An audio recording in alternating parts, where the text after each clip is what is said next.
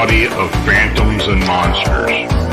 They exist among us, and sometimes they win. Even the devil was an angel once. The world has its own rules, and these rules are not human.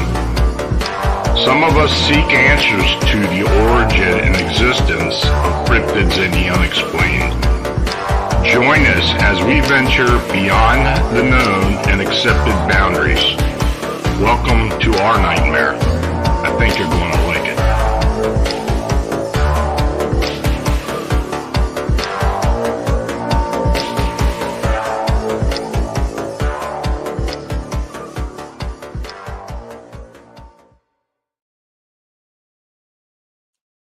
Hey folks, good evening and welcome to Phantoms Monsters Radio. Thanks for joining me. I want to welcome all new members to the channel as well as first timers in the chat. If you're listening to me for the first time, please like and subscribe to the channel. And I want to thank our chat moderators, Bernadette, Marla, Thomas, and Mike for being with us tonight. If you have any questions, please refer to them. So, I'm going to start off with a brief account submitted by a gentleman named Fred Bradshaw, who filed a report with the BFRO several years ago concerning dead Bigfoot bodies near Mount St. Helens. Now, he states, my father worked for Weyerhaeuser Company at Green Mountain, Washington, east of Vancouver. The site has security on their roads to check on the equipment and check closed areas to keep people out. Now, my father was working the day Mount St. Helens blew up. He was at a meeting in Kelso, Washington. And as he was a supervisor, when Mount St. Helens blew its side out, all heck cut loose. My father was sent back to Green Mountain right away, but like most, he wasn't allowed to go very far because of the mudslide coming down the river. Now, he did get to the town of Toutle, Washington on Highway 504 off of I-5. He and his crew were placed at different spots to watch mud flow and, of course, help people get out of the blast zone after the major blowup. He was sent to the area of Spirit Lake to keep people out. Now, when the second major blow up of the mountain came, my father and other guys with him reported in and they got out of there. He was then placed in charge of the helicopter landing zone. It was his job to keep people out of the landing zone and to let aid crews in so they could care for the injured. Now, later, when all the people were out and the bodies removed, the National Guard was brought in to clean up. They hauled dead animals out that they placed in piles, deer in one, elk in another, and so on. They were all covered up with tarps and later burned. But my father was placed in charge of one pile of dead animals that were covered, and no one was allowed to go near. Armed U.S. National Guard personnel were around this pile. And one day when they were going to move this group of bodies, and my father was very close to it and was told to keep his mouth shut. And when the tarps were removed, he saw the Bigfoot creature. And actually there were several. Some were badly burned and some were not. They placed them in a net and lifted them into a truck and covered it up. Now, my father asked the guardsman, what are they going to do with them? And he answered, study them or whatever. He didn't want to know. He says, like other things, you don't ask, and they left. And no one knows what happened to them. My father and the rest were debriefed and then sent home. So before I go any further, I want to mention that this channel is made possible by you clicking on the subscribe and like buttons, and by you sharing our programming. Super Chat and Super Thanks donations are appreciated. You can click the dollar icon located below the chat box. The Buy Me a Coffee link is also shown, so thanks for your consideration. Now, if you're in the chat and you have a question, please use all caps. I'll try to get to each one after my presentation. So a former U.S. Marine describes an incident that occurred during a war games exercise at Casey Springs, California. It seems that the exercise was canceled after Sasquatch showed up. Now he states, I currently live in Springville, Massachusetts. In this May of 1973, I was a U.S. Marine. We had a battalion-sized exercise in an area of California known as Casey Springs. We were told that there were no roads to get there. We were inserted by helicopter. Now, I was sent out on a midnight ambush with 15 other Marines. It was a computerized war game. It worked on the computer, and so they sent Marines out to see if it could be feasibly done. What we did was we were going after an aggressor force. We set up a linear-shaped ambush, shaped like an L, and when our victims walked into it, it's a computer kill. Well, we set up this ambush at midnight, and we had two individuals walk into our ambush. We opened fire with blanks, and as it turns out, we thought they were bears. So we scrambled, shooting our blanks at these individuals, and they separated. One went one way and the other went the other way. So we got back to the PPB, which is our platoon-sized patrol base, and we told our lieutenant what happened. He radioed it to our commander. This was the first night of a 4-day war game, and it was canceled. We were given orders to light a large fire, get a fixed bayonet, and stand on a 360 around our blazing fire. Now, all through that night, we heard loud-pitched screams. The only way I can describe it was that of a death call of a bear. And in the morning, we had 2 helicopters come in with base game wardens and some other fellows. To this day, I don't know who they are. We were made to take them back to an area where this happened. Now, 2 of the individuals walked where we directed them and were ordered to leave the area. We were ordered to leave the area. And this is something Marine Corps does not do, to cancel a computerized war game. There were over 3,000 Marines involved in this, the logistics and the money that was spent on this, and it was then canceled. Now, I've written a lot about government, military versus Bigfoot, and of course I experienced it personally. And it's obvious that the powers to be have made significant attempts to cover up the existence of this cryptid. You only must wonder why. So there are a variety of theories, and most are legit, including the UFO alien connection. But as I go further, you decide for yourself. So this next account, a former U.S. combat veteran describes his 2 sightings and encounters with a Bigfoot. The last incident has resulted in nightmares and fear more than what he experienced in combat. He tells me, I'm a retired federal law enforcement officer. I also did 18 years in the U.S. Army as an MP before cancer forced me out. I still work at the DOD. I'd like to share 2 short stories. I was one of those unlucky ones while serving in Kansas, had the misfortune of seeing one of these creatures decide to enter the perimeter of our military base.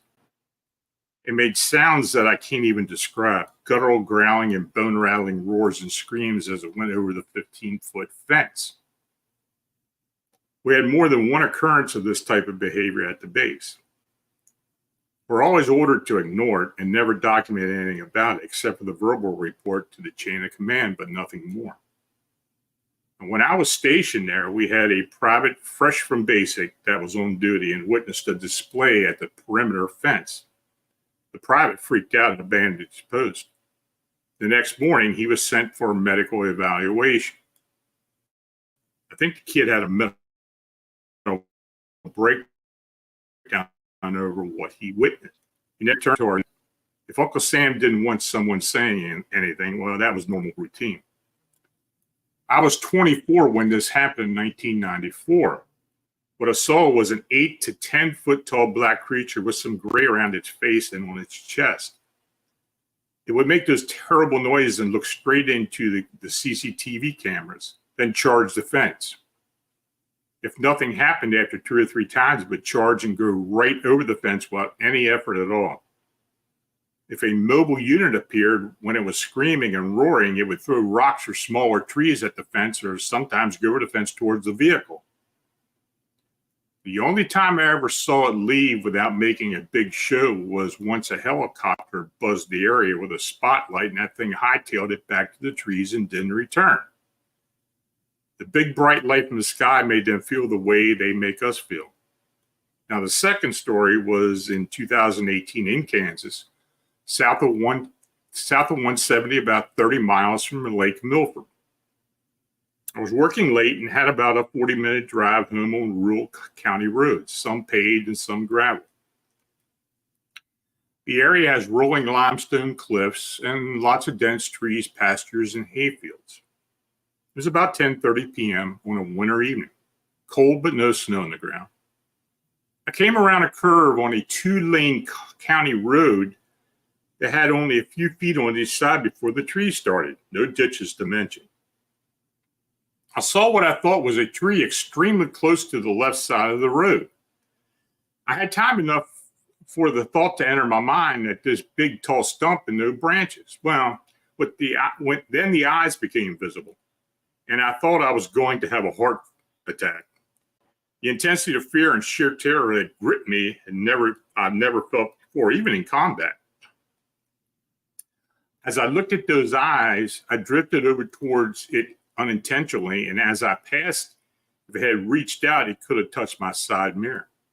I immediately swerved back to my lane and investigated both my side mirror and rearview mirror, but couldn't see it. I have nightmares of driving home regularly now. I understand now that witnesses describe after an encounter like that. I'm a veteran of 6 deployments between Iraq and Afghanistan, and I was in some major engagements over there, and I can tell you nothing in my life has ever affected me like that drive home. To this day, I will not drive that road after dark, and I've had that creepy feeling of being watched at my farm numerous times since that night. I have 2 cattle dogs, and I won't go outside with them close to me. I always carry a gun on me and have a rifle or shotgun in my truck. Honestly, I don't think it would matter if it were decide to have a human. It's game over. Now, this next account, probably one of the most hair-raising and detailed Bigfoot encounter accounts I've ever heard, where a U.S. Marine platoon is pinned down during a national park operation by a pair of massive Bigfoot. I feared the repercussions of divulging the story for well over 20 years, even after my discharge from active service. Now, we were told the penalty would be without mercy. It was considered sensitive classified information. In August 1995, my U.S. Marine platoon was conducting our 3rd counter-narcotics JTF operation in a pre-selected national forest in California in a location I will keep secret. The past 2 summers yielded solid results with the identification and eventual eradication of several big-dollar marijuana grows in 2 different national forests. Federal law prohibits the military from acting as a police force. We were armed, but we were not allowed to engage in or to make arrests. Our job was to covertly insert into a pre-designated areas chosen because of the remoteness and prior activity and from gathered intelligence of Mexican cartel informants who had knowledge of growth sites in and around this national forest. Our job was to find a water source, follow it, look for signs, and locate any growth sites, then set up an observation post and gather intelligence and monitor activity until the state and local law enforcement made the bust. We were only allowed to use deadly force if our lives were physically threatened, and even then, it would be a slippery slope, even if they spotted us and confronted us. We would insert wearing civilian clothes and pose as hikers or campers. Now, we were in 4-man teams on 3-day patrols. My assistant team leader and I carried shotguns and 9mm. The 2 junior Marines carry M16s A2s. We had thermals, GPS, compass, map, and protractors. We had a radio and a sound phone. We carried water filtration pumps and fire tents because of the threat of forest fire that year. It was a very dry summer. We did not carry a lot of ammunition. Our goal was not to be seen or to get out of Dodge as quick as possible after finding the stream, which ended up being a trickle due to the drought. Now, we pressed on for about 2 hours. We walked in the stream bed, walking on each side. We're near vertical 50-foot walls. We navigated around an extremely wide curve in the stream that was on point. And as I came around a giant boulder in the middle of the stream bed, I saw directly in front of me brown fur and large claws. I raised my weapon, which alerted the rest of the team, and it was a bear, a dead bear, lying on his stomach with his head nearly ripped off, twisted so it was facing up toward the sky. His 4 limbs draped over the side of the flat elevator rock in the stream. It had large chunks of meat torn out of its sides, the sides of its spine, and a gut pile was there as well. It was a gruesome sight. I didn't understand what I was looking at. So we took defensive positions because my only thought was the poachers are Mexican growers looking for fresh meat after spending several months tending and guarding their growth site. My assistant, a Native American from Navajo Nation in New Mexico, was the first to spot the 2 sets of gigantic bear-toed footprints in the damp soil all around the stream bed. We followed them to the edge of the western side of the stream, and they went straight up the vertical wall to the top. A person would need climbing gear to achieve that ascent. No ropes, no gear. Just disturbed dirt and rock from where they climbed straight up. We heard no one running, no one climbing, no rocks following. Just dead silence. A terrifying feeling of dread came over the team. My assistant looked very concerned. To make matters worse, I asked him what the hell was going on. He said, "This ain't good, boss." The footprints were enormous. One set was clearly bigger than the other. I said to my assistant, "Why are they barefoot?" I still didn't get it. He suggested we reroute and change direction. He said we were somewhere where we shouldn't be and we're asking for trouble. He said they were wild men, and this was their kill and their land, and they're probably watching us as we speak. I looked dumbfounded and confused. And he whispered in my ear so the other junior guys wouldn't hear and freak out. He said, "Sasquatch." But he called them something else, and for the life of me, I can't remember. It was something in his native tongue.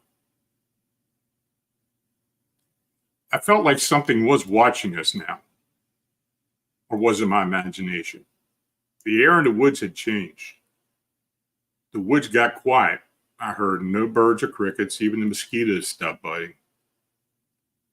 I had an area of operation to recon and a mission to accomplish.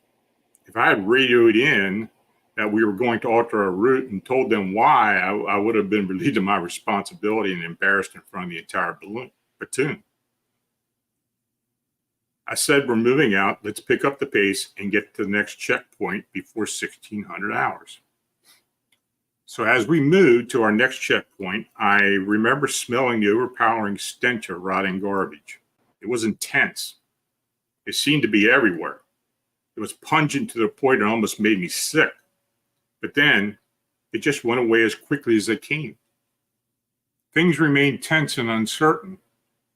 But when we discovered empty bags of fertilizer and several yards of gardening hose along the edges of the stream bed, it alerted us to the possibility of a growth site. And we soon forgot all about the weirdness that had just happened. We followed the hose down from the stream onto a game trail and into the clearing about 200 yards off the stream. That was when we first smelled the unmistakable skunky aroma of marijuana. We could all see bits of fluorescent material throughout the trees, which we assumed was a tent. So we have a grow site. We did an area reconnaissance of 360 degrees, and we found an ideal overwatch position in an elevated plateau about 75 yards from the growers' camp. We also spotted the pot field. I estimated at least 300 to 500 plants. We radioed everything in and set up our listening and observation post. The crazy thing was that there were no growers and we heard not a sound, and from the appearance of the camp, it seemed unusually unkept, almost abandoned. Something didn't add up. Did they spot us? Did they make a run for it even though the site was cartel owned? These sites are usually operated by poor farmers smuggled into the woods with minimal supplies and tasked with living the entire growing season into the woods until harvest. After examining the camp and tying up some loose ends, we kind of determined it had been abandoned for some time. But we had to assume they'd be back and we were still in the area. So around midnight, I completed my 2-hour security shift and I fell asleep almost immediately. Now, while sleeping, I remember hearing my guys speaking nervously, scared and confused, arguing and contemplating. I thought it was a dream, but they had a situation unfolding less than an hour after falling asleep. I awoke to a blood-curdling scream that punched me right in the gut. I woke to 3 panicked Marines with the most terrified expressions that I'd ever seen on grown men. I asked in my most pissed off, half asleep, angry voice, who in the F screamed? I thought our cover was blown and the operation was a wash. Their mouths hung open without a single word muttered. I heard the scream again. I never heard anything like this. It was deep and guttural. It went through you like a sonic boom. It was like a woman screaming, but deeper and louder. The garbage odor got stronger like we were lying in it. My assistant said, 12 o'clock movement. I got my weapon and grabbed the night vision. After fumbling around with the goggles, I managed to get them turned on and I put them to my face. Now we had to scan for a couple seconds. I had a heat source almost immediately and it was huge. I thought bear, but it walked from behind a tree, then crouched down real stealthy, then down to all fours behind the growers' tents. I knew it was no bear. It kept raising up, peeking from behind the 2 tents. The growers' tents were set up side by side. It obviously didn't account for us having night vision and it stood up straight. There was no moon and it was pitch black out. I could see it fully. I estimate this thing at 10 foot, maybe 5 feet across with long, lanky arms and no neck. I can still remember how long its arms were in relation to the body. It was not proportional at all. It started growling, and it still didn't sink in what I was looking at. The growling was deep and continuous. I yelled at it. It immediately squatted back down behind the tents like it was thinking to itself, oh, they see me. Just then, like an explosion, it came crashing through the tents, charging straight at us. The other 3 Marines were fumbling around in the dark for their flashlights. We were still grouped, but everyone was looking for gear and weapons. I chambered a shell and remembered the distinct sound of an M16 charging handle to the left of me sliding home. At least we had 2 weapons on it. I dropped the night vision. I did not strap them to my face, and instead I held them there. But as I drew my weapon, I let them go. I told my assistant to grab the night vision down by my knees somewhere. The only way we could see this freight train coming at us was because it had crashed through the tents. The one of the tents got hung up on it and was being carried around as it charged. It charged maybe 25 to 30 yards before it made a hard left and straight into the wood line. It would have snared the hijacked tent, and the tent was now hung up in a tree about 8 foot off the ground. It didn't go far into the woods. The crashing and snapping lasted about 3 seconds and then stopped. It was still close. It started growling again, and the volume would go up and down and up and down. The panic was hitting us hard. I was starting to worry about one of my guys discharging his weapon and shooting one of us accidentally. I called up her name and where their positions were in relation to mine. It was so dark and it was so confusing. I wanted all of us to elbow to be accounted for with weapons pointed in a safe direction and not in the back of my head. This creature started making a different noise now, like a chattering Chinese type of language followed by an occasional whoop. Then a 20-second growl back to the weird chattering. It was so odd, terrifying, and unreal at the same time. I was trying to keep myself together. I wanted to gain accountability and control and make sure I was making good decisions, even with a monster 50 yards to my 3 o'clock. I was still worried about the consequences brought forth by my command and making a bad decision. We heard a loud crack followed by a second or third crack, and then the unmistakable sound of a tree falling. It had dropped a large tree with ease. It crashed down with a thud into the camp area about 50 yards from us. I asked for a radio so I could inform the commander of the situation. So one of my Marines was fumbling around trying to locate the radio. My eyes were glued to the area where the tree had fallen. I couldn't even blink. I was terrified. Again, I asked for the radio. We had 2 weapons on this thing at 3 o'clock. My assistant was scanning with night vision. The 4th Marine was now trying to reach someone on the radio. The last radio check was at 2200 hours, and we did 4-hour comm checks. He managed to get someone on the radio, but the signal was garbled. We kept repeating that there was something attacking us and we needed help. They asked to speak to the TL. I stuck out my left hand, grabbed the radio, and informed command we had unknown hostiles probing our observation post. I didn't know what to say. They asked about numbers and weapons and visual identification. I told them unknown, but we need the rapid response team and an emergency evac immediately. Just then a scream comes out from our 6 o'clock. It was a similar scream to the first, but this one was closer, and we had abandoned the situation awareness and forgot about covering the 6 o'clock. We couldn't see the second one, nor could we hear anything other than the initial scream. The one at our 3 o'clock started moving as it rounded our position, making its way to the 6 o'clock from where the second scream came from.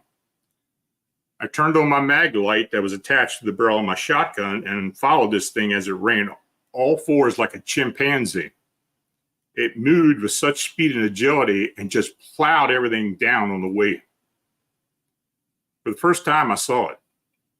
It looked brownish red and was immense. It had huge, thick legs and massive shoulders. You could hear the impact on the ground every time it advanced. The speed was incomprehensible. It got from point A to point B in less than 10 seconds. It was now 50 yards toward the 6 o'clock behind a group of large fir trees. We could hear it breathing with massive lungs and a massive chest. "Can we shoot, Sergeant?" one of my Marines asked. I said, "No, hold your fire, Lieutenant." Command wanted me on the radio, but I couldn't move. It began chattering again. I raised my shotgun with the mag light still on and made eye contact with this monster peering up from behind the fir tree. It snarled at me and began growling. Its hair had twigs and leaves in it. It had patches of bare skin like it had mange. It had no neck and huge black eyes. The jaw muscles on each side of the face were huge. It was the biggest thing I'd ever seen as it started growling. A different growl joined in. I raised the gun higher and followed the center for a tree up towards the top where there was a second one. It had climbed this fir tree and was about 75 feet into the air. It managed to get behind us and climb a tree without a sound. All military discipline had gone out the window. We all had flashlights turned on and we were yelling at each other and at these beings. One of our Marines was yelling, "Get out of here." Another was saying, "What the hell?" I ordered everyone to gather their gear and get on their backpacks, and we backed up into the main campsite area, trying to put a little distance between us and these things. I ordered to gather as much wood as possible. There was a lot of laying around from the fallen trees. The tree this creature fell was dead and broken into hundreds of pieces. They were strewn about. I started a campfire, which was probably a terrible idea given the fire conditions this summer. And it's the last thing Marines would do in a real life nighttime operation, but this was not an ordinary mission. It was just so dark, and I was hoping the extra light and the sight of the fire would sway these things from advancing any further. I truly feel they're engaging us, looking for a weakness or an opening. The large one stayed put as the second one would pace out to its left and right. Its head kept jerking around like it was viewing us from multiple angles. It was terrifying how it jerked its head around, never taking its eyes off us. It came down from the tree in less than 2 seconds. It was faster than a chipmunk and 100 times the size. Now, at this time, help was about 2 hours away, and they were going to meet us about a mile north on an old forestry road that we found on the map. When they were 1 hour out, that's when we would make our move and head north to meet up with the unit. It was even territory and no major obstacles. Back and forth communication with my unit command only created more confusion for everyone not involved. If I were them, I'd be thinking the same thing. These guys are crazy. We made our move out of the campsite. We heard them follow. We left the fire going. I remember thinking to myself, I hope we don't start a forest fire. But the lingering fire gave us the courage to venture into the dark woods. My assistant was an ace at land navigation, and I took up the rear with the night vision not properly strapped to my face. I thought about a warning shot or two, but even that would exact a severe penalty for discharging live rounds in national forest without legitimate reason. Even though we had the reason, it would have landed me an NGP, which is non-judicial punishment. I had weapons, but I might as well have been unarmed. Using them would have gotten us in trouble and would have only angered those beings, because anything short of a 50 caliber round would only have pissed the thing off. They were that big. They didn't harass us much on our track out. I figured it would be a prime opportunity for them to make a move, but they kept their distance. But we were still close enough that the pungent smell of rotting trash still hung in the air.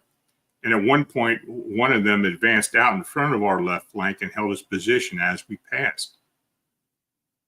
And we eventually met up with the response team. My platoon sergeant was angry and full of questions.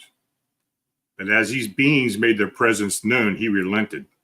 In a way, I was glad these things followed us, because I highly doubt they would have ever believed us. Who would?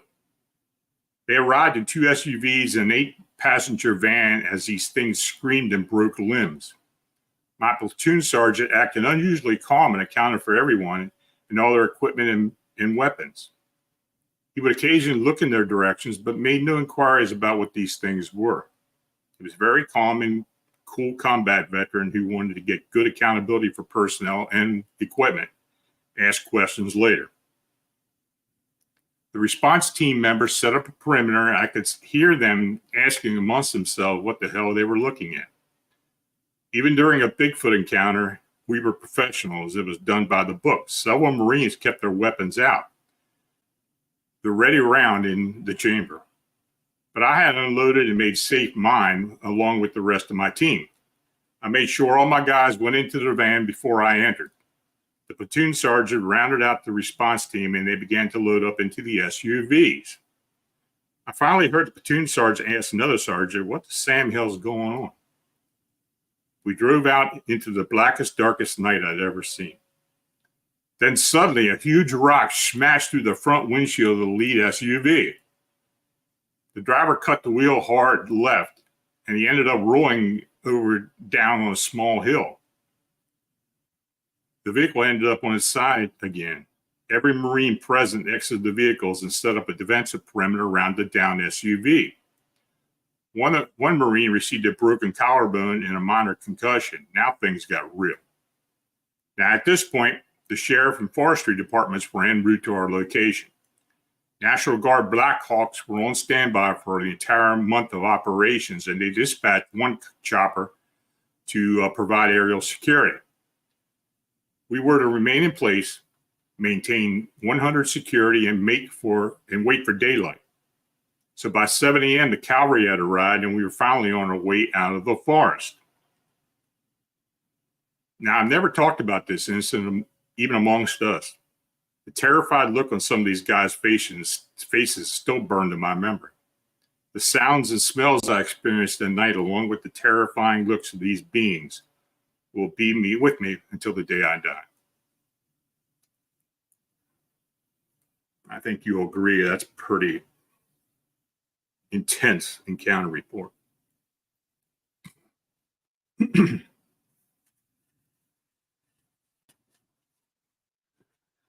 Now, a retired military veteran with 20 years of intelligence service describes an investigation where a U.S. soldier was savagely killed and dismembered by a Bigfoot-like creature in Europe. He states, "I'm retired from the military after 20 years of service.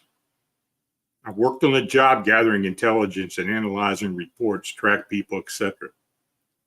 I've been in some bad places and had to do some bad jobs in the military. I want to give you information some of us know about these creatures. In the early 1990s, I had to help recover what was left of a soldier's body in the country I was in at the time. Let's just say someplace in Europe. We all had plastic bags in order to pick up anything and everything that did not belong. It was officially listed as a training accident. Okay, here's the story. Two soldiers were out in a remote area in Europe doing what is called a heart-shaped recon of an area of about 4 clicks in size. This was their assigned area. We're going down each flank of the heart-shaped area, separated by a click apart in the rugged wilderness, going down each flank, then meet up in the middle and backtrack through the middle. Then back to the base of operations or forward operating base.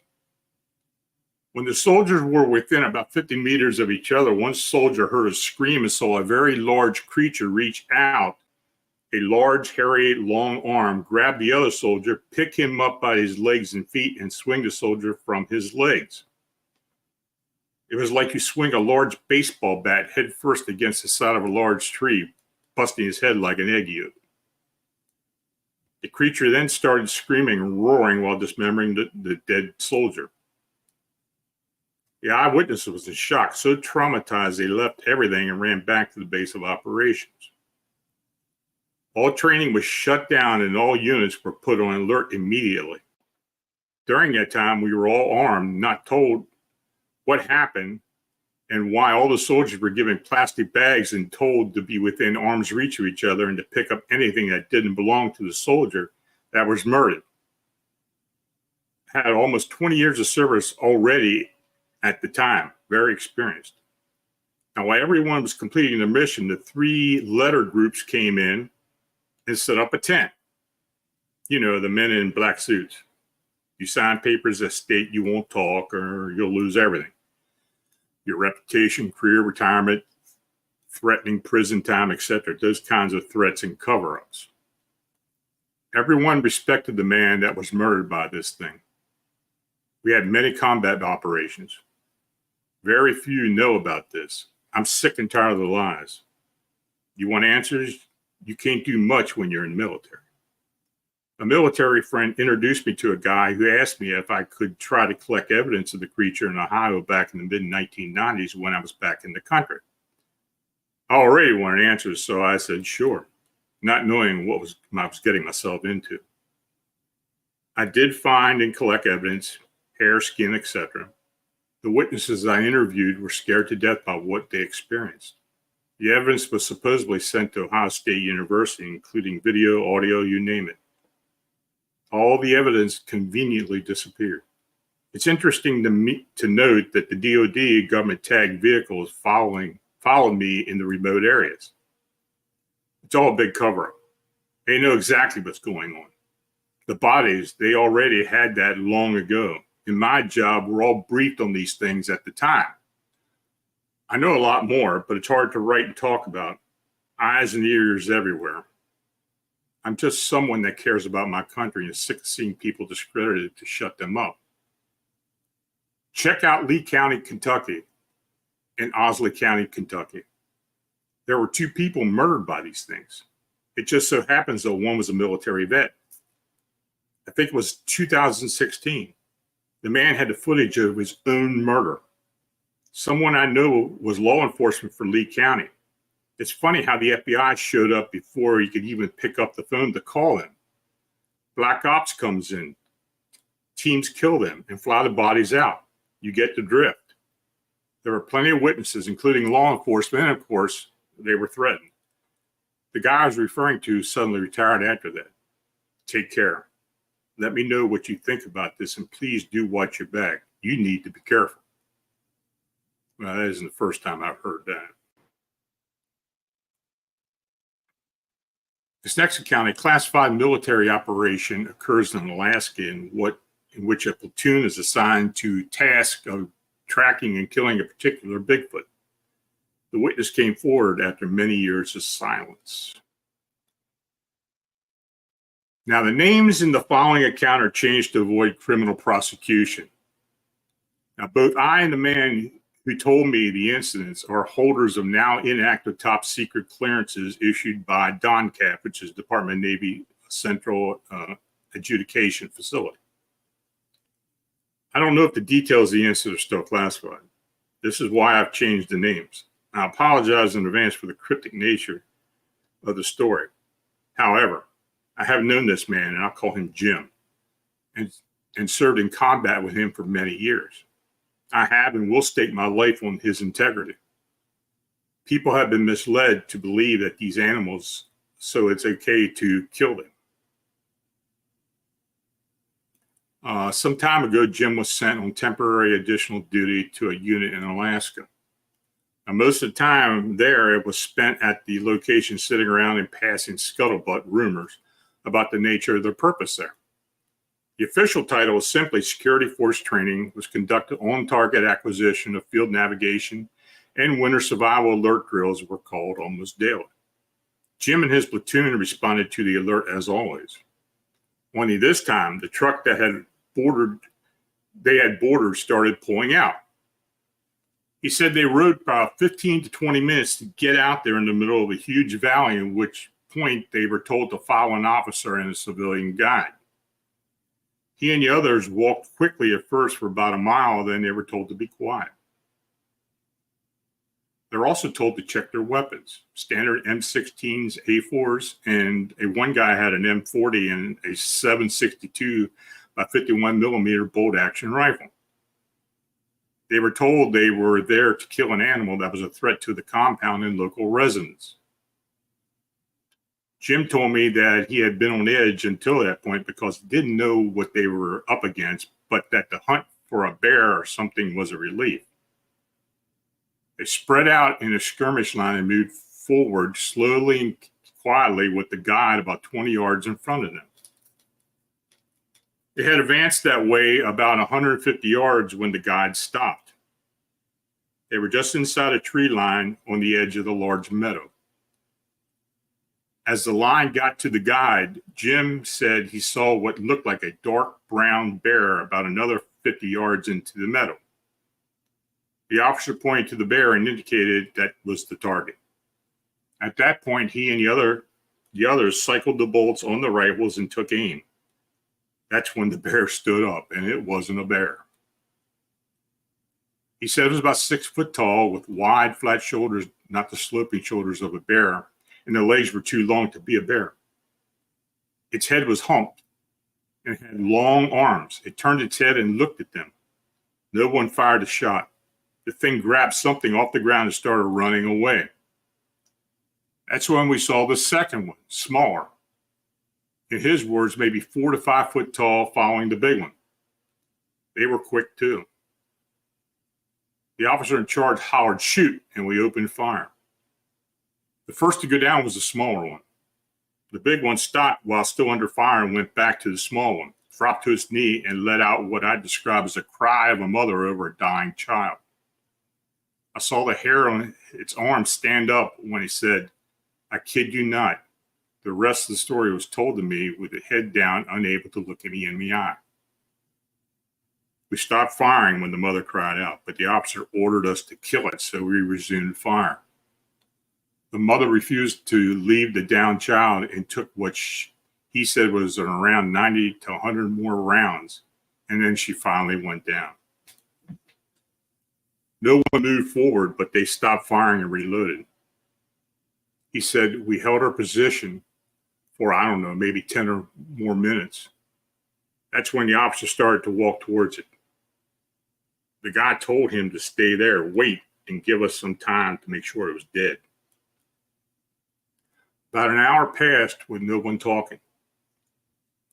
He said we couldn't even look at each other. My gut was churning the whole time, and I wanted to throw up. Finally, the guy and the officer walked to the bodies and confirmed the kill.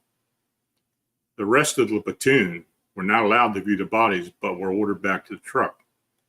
On the way back to the compound, he saw other military vehicles heading towards the site, but they weren't from his compound. He said, "I don't know where they came from. I mean, we were the only military in the area." Upon returning to the compound, he and the rest of the platoon were debriefed one by one and told not to talk to anyone about the mission under threat of life sentence in Leavenworth. Both Jim and I are retired, and both our wives have passed, so we don't have much to lose. It took a couple of shots of Jack Daniels and some other war stories to get this one, but I swear every word of it's true. Jim doesn't lie, and neither do I, and I'll have words with any man who says that this didn't happen. People need to know these are not animals. They are just as human as us, or you, just like you and me. I don't know how they came to be, and I don't care. I just want people to know. I hope you can help make that happen. Feel free to email me if you want any more info. Jim won't talk to you. I tried to talk him into it, but he refused. To tell the truth, I think he's ashamed of what he and the others did. And he does agree, though, that people need to know. And I did contact this guy, and we talked for a long time. And I thought we would have Jim eventually talk, but he never would come forward. Now, this was maybe about a year and a half, 2 years ago. So, yeah, it's pretty heart-wrenching when he told it to me in person. So, but it's an interesting story. It kind of sets things into perspective. Now, in this next account, a military contractor recalls a Bigfoot incident that occurred at Joint Base Lewis McChord in Washington. Hello, I just saw your request for information on Bigfoot encounters near military facilities. In 2011, I was working at Lewis McChord Military Base located south of Tacoma, Washington. I was employed at Public Works and assigned to Environmental Department. I was part of a group conducting a study in the southern section of the base. There were several soldiers attached to the group for security. Now, we had been out in the field all day and were getting ready to head back to the lab. About 5:30 p.m., we heard a distress call on the radio from one of the security attachments located north of our location. Then we heard gunshots coming from the same direction. The best I can describe the situation is that hell broke loose. The civilians were hustled out of the area immediately. When we arrived at the lab, we were told by command that our department would be non-active until further notice. So the next day, I received a phone call at home from a lady I worked with. She was wondering if we had heard anything. I told her that no one contacted me, but I was having dinner later with friends who worked at the base. She seemed very concerned because no one was answering calls at the base. Now, that evening, I got together with friends who worked in other public works departments at the base. Now, at that time, there was no official information available, but there were a lot of rumors floating around. The most prevalent rumor was the one of the security details went off his rocker and started shooting at other personnel. We were all called back to work about a week later. We each were given a written statement that despite the rumors, the incident was a false alarm and that no one had discharged their firearm. We all rolled our eyes. Each of us had heard the gunshots and realized that the situation was more serious than what the military was stating. So a month or so later, I was collecting samples in the field and was accompanied by 2 soldiers for security. We were back in the general area of the mysterious incident. Now, one of the soldiers mentioned that all the security people who were on duty that particular day were no longer with the division, which I thought was kind of odd. I asked if he had heard anything about the incident, and with a straight face, he said that something was shot after it scared a group of soldiers. I mentioned that I thought soldiers were now authorized to shoot at wildlife. Both the soldiers snickered and agreed with my comment. I asked, what was it? They explained that they were never told what the something was, but there had been confirmed sightings of Sasquatch and other unknown man-like creatures in and around the base. This information didn't really surprise me since I grew up in Portland, Oregon, and was aware of the legend. That's about all I can tell you, and I'm no longer Lewis McCord, but still have several friends who do. I will say that I am more mindful of the cryptid world, especially here in the Pacific Northwest. I believe that the government and military are very familiar with these creatures.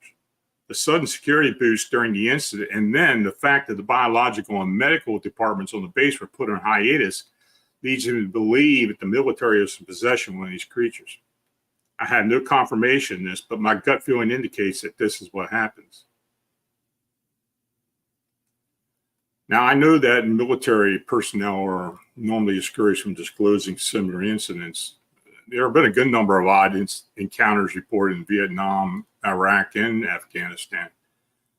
But the number of cryptid reports by military personnel in peacetime and during other conflicts have been sparse.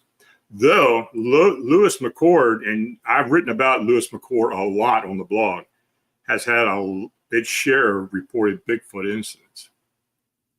Now, that's actually the end of the incidents that I'm going to talk about, but I do want to tell you a bit about something that happened to me. Now, it has relation to do with what my encounter, but I hope you find it interesting. So on May 23rd, 2015, I received a phone call from an investigator who lives in Maryland. He wanted to discuss my Bigfoot encounter in 1981. So we set up an interview for that evening. His first question to me was, have you ever heard of a location in the Sykesville area referred to as the Monkey House? Apparently, one of the witnesses from 1973 had made the comment at the time that the Sykesville monster, was probably from the Monkey House. Now, none of the witnesses I talked to in 1981 after my encounter ever mentioned the Monkey House. So I made several inquiries over the years about the Monkey House. According to one source, the original witness may have been referring to a 2-story building that once stood near the present-day police and correctional training facility on Slacks Road, which was located just south of the former sprawling Springfield Hospital Center. Now, this building was officially designated as a laundry facility used by the state hospital. I recall the building, and from what I remembered, it had significant security around it. I was told at the time that the correctional inmates were kept there to launder clothes and linens as part of the work detail. Many locals questioned this explanation. It just didn't seem right. Now, the moniker Monkey House may have been used for the most part by people who worked at Springfield. The building was eventually razed and replaced by a residential community. So this investigator stated to me that he was an ex-United States Air Force officer and had worked at a government facility north of Baltimore in Harford County in the early 1980s. The location of the facility still exists. It's part of a group of ex-military who were employed to perform general work around the facility. So On one particular hot, humid day, he and the crew were working outside of a specific building at this government facility. They had been told that they could walk inside the building if they needed a quick break and a drink of water. Now, he states that he entered the building looking for a water fountain but couldn't locate one. Now, he walked deeper into the building and soon witnessed a very large, heavy reinforced door that just seemed out of place. The door had been damaged as if it had been rammed by something of significant size and power. By this time, he was approached by a woman in uniform who informed him he was in a classified area and he must leave immediately. He explained he was just looking for a water fountain. A security officer was now on the scene and he directed the witness to the water fountain. Now, as they were heading toward the building exit, the witness inquired about the damaged door. The security officer only mentioned that the door was damaged by something confined behind it.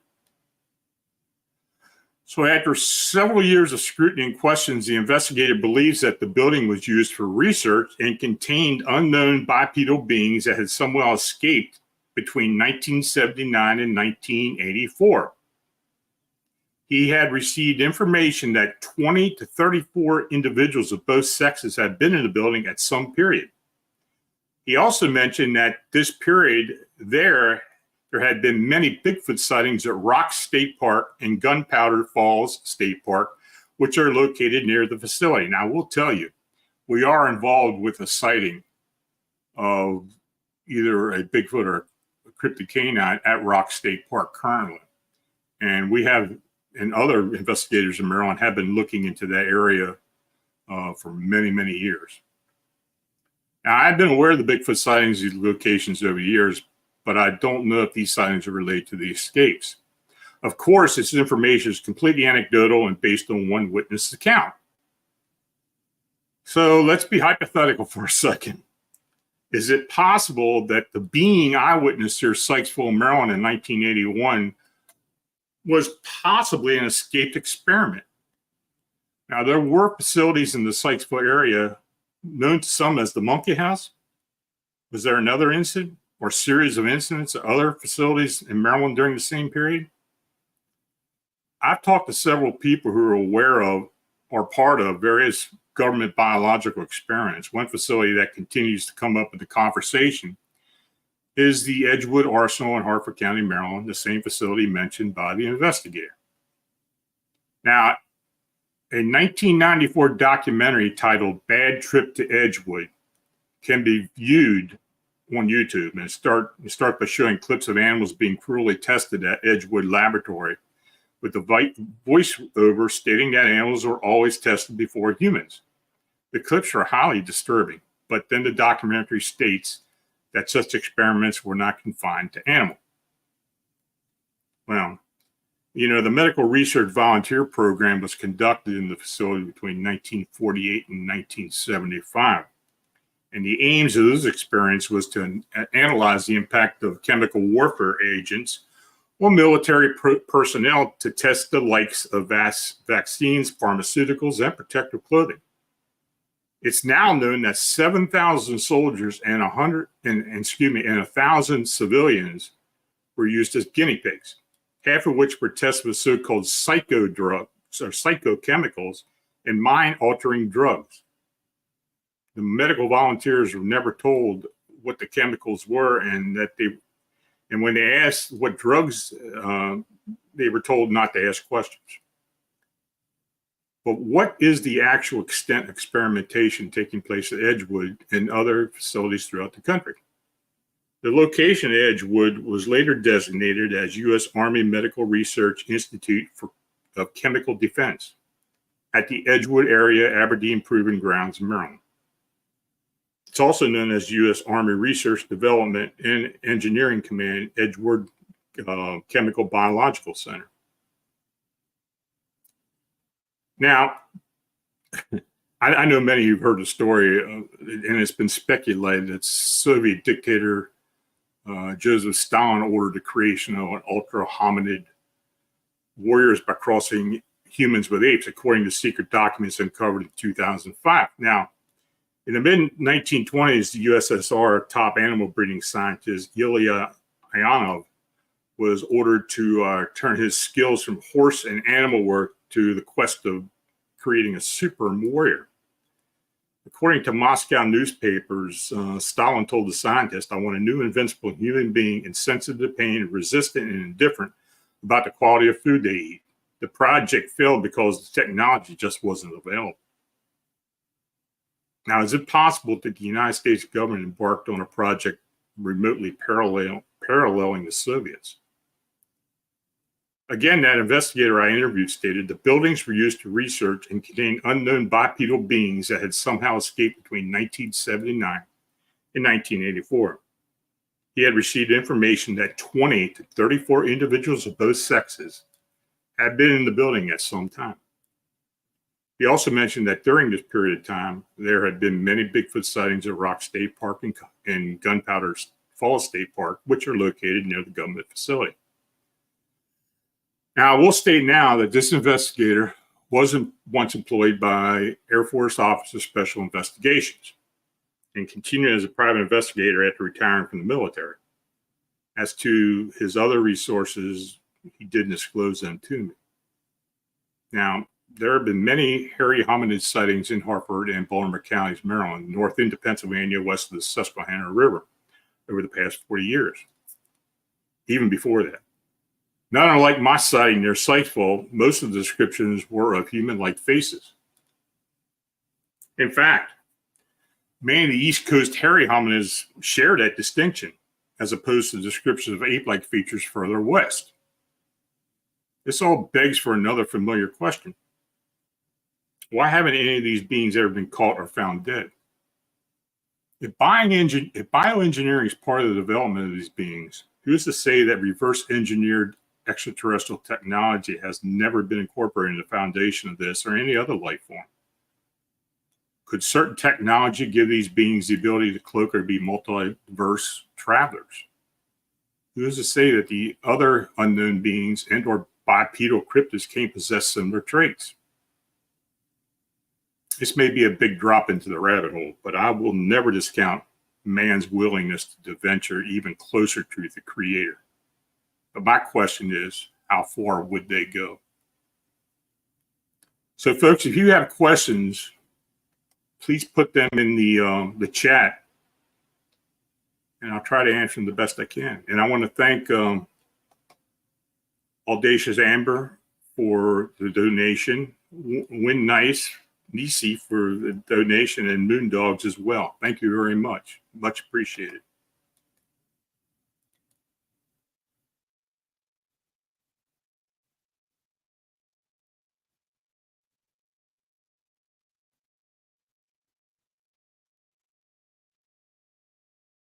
Anybody got any questions? I don't see anything up there. Please put them in all caps so I can distinguish them from all the others.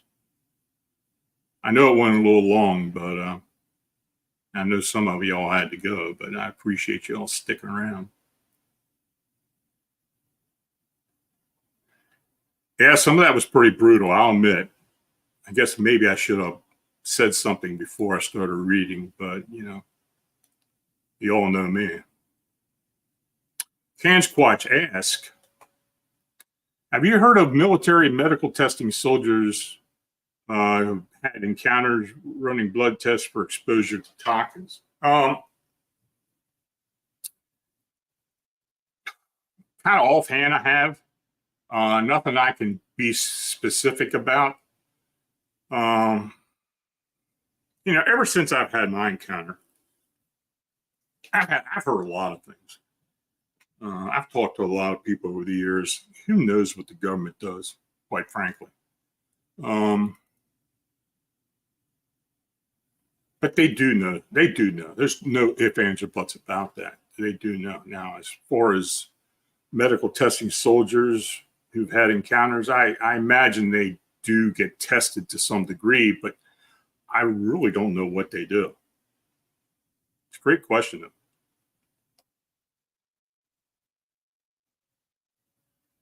Dagnammit. Does the Bible mention anything about Bigfoot? Well, I'm not much of a Bible scholar. I really don't know. Maybe somebody in the chat knows.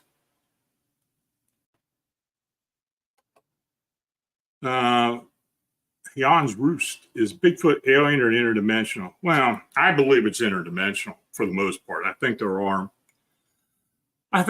indigenous beings in certain areas, but I do believe, like most cryptids, they're interdimensional.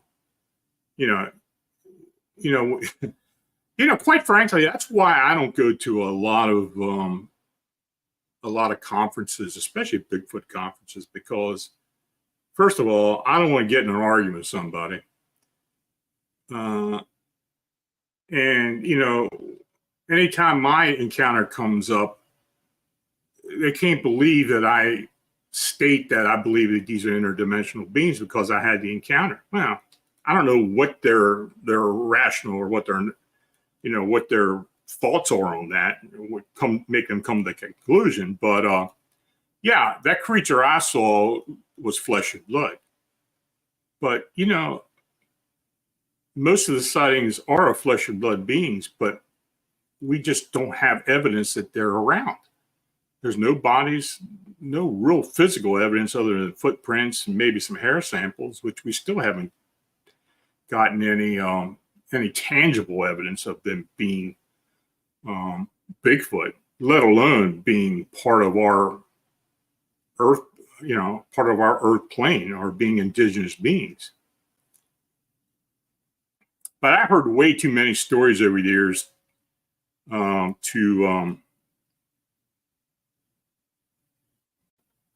think otherwise.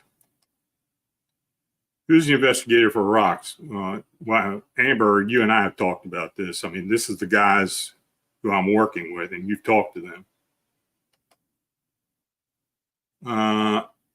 Alexis Chaston, what does Bigfoot sound like? Well, my encounter was, it didn't roar. It made clicking sounds like it was gnashing its teeth, which kind of threw me off. And in fact, I really didn't understand what I was looking at. I assumed it was a Bigfoot, but it was so close. We were only like 40 foot apart. I mean, we were very close. And this thing just stood there. We locked eyes for like 10 seconds, and it was like making this clicking sound. I don't know why I was doing it. I don't know if it was nervous because I was standing there looking at it or whatever, but it didn't last long. It turned quickly and walked pretty swiftly up into the woods. Race fan, Lon, after Mount St. Helens blew up and there was a story about a lot of Bigfoot being treated by a vet for burns. Have you heard anything about that? Yeah, I heard that story. And I didn't put it as part of this report, but yeah, that is, and I have written about it, and I do have it on the blog.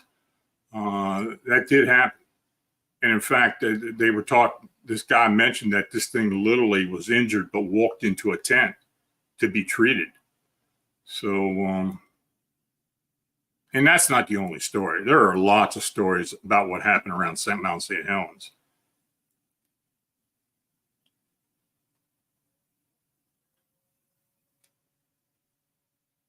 Ryan, do you think that the reason there had been no revealed body or hard evidence because of an interdimensional aspect? I think that's a big possibility. Absolutely. Now, it's probably not the only reason, but I think that is a very strong possibility. Absolutely.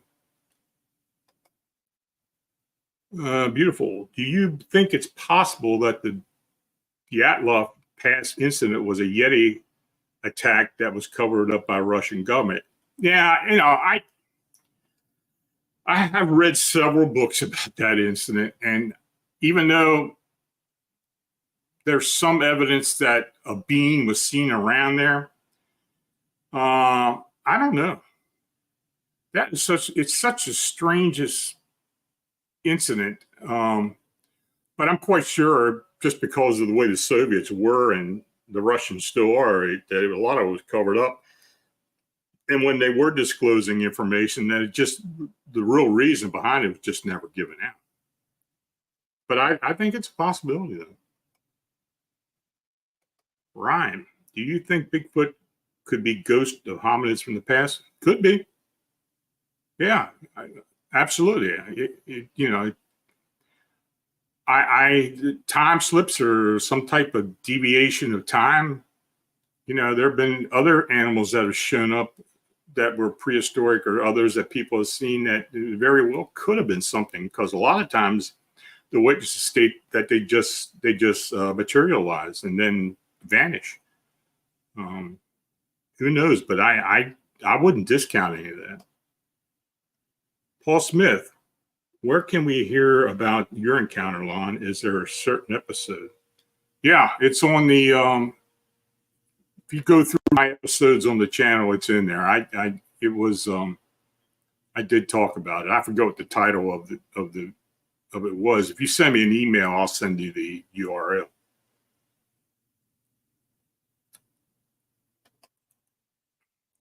Michael Angel Escalante, did Bigfoot stink when you saw him? Did he get a fear everyone talks about? I was more shocked than anything else. I didn't, because I was fishing, I was minding my own business, and then this thing just shows up. The only odor I sensed was, and I've described it as like smelling like fox urine.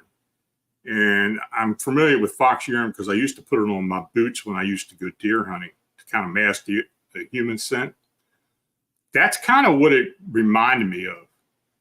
And JC Johnson, I had talked to JC about that, and he told me that the furry ones are the ones around the Navajo reservation. He believes would actually capture skunks and use their scent glands to mask odor. So maybe this thing was using fox urine to mask odor somehow. I don't know, but that's all I smelled. That's the only odor I distinguished. Sir Wolf, have you any recovered missing people? 411 mentioned military involvement. I haven't read all of Polites' reports. I tell you somebody you could ask. Steve Stockton would probably know. You may want to ask him, but I'm sure there's got to be some type of government or military involved in some of these sightings. I mean, if somebody disappears and somebody calls in the feds or, local government or something, then they're going to be around. Jan's Roost, great show and questions. I appreciate it. Thanks for coming in. Sergio Boner-Staboni. Best evidence for Bigfoot being interdimensional is foot track prints disappearing in the middle of nowhere. Yeah, there's been a lot of that. And I've seen a lot of those tracks, especially like again out in New Mexico.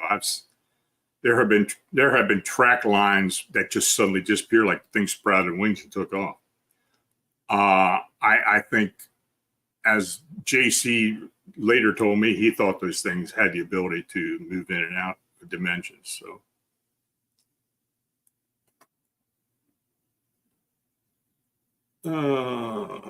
Squatch. Do you think the government feeds eyewitness encounters to put disinformation in the Bigfoot community to muddy the waters about with Bigfoot? I have no doubt. I mean, that's part of their spiel. I mean, now as far as cryptids, maybe not as much as they do with UFOs and other incidents, but you can't put anything past any of this. It's interesting how they do respond to some investigations and things that are even things that I've put out in time that I've been questioned about. But it does happen. So, yeah, I think that it's possible. Demos Mars, is there any notable connection between Bigfoot and other cryptids or phenomena associated with other entities? I think there is some connection. Say they're interdimensional. Do they come from the same place? Possibly. Who knows? Who knows?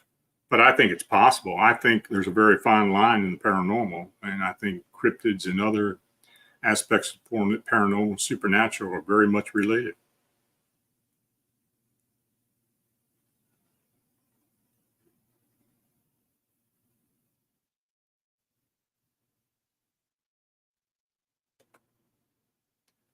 Paula Sanfoyo. Hi, Lon. Do you think there are different clans or subgroups of Bigfoot? Example, lions, tigers, leopards, and all cats. Some very aggressive, some more curious. Yeah, I think it possibly is. And I've said before, I think these beings, just like humans, have races. There are different races of these creatures. And some of these races may be indigenous, some of those may not be. They may be interdimensional or some other supernatural aspect to them that distinguishes them from the others. But absolutely, I believe there are different clans, and possible races.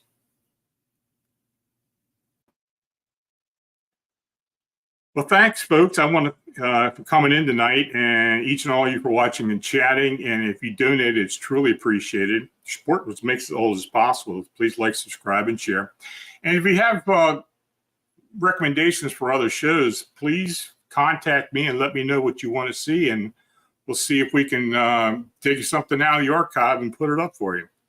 Now, if you have a sighting or encounter report that you'd like to be considered for the show or for the Phantoms Monsters blog, feel free to contact me at Lon Strickler at phantomsmonsters.com. So until we meet again, I want to thank you for showing up, and you all take care. Talk to you next week.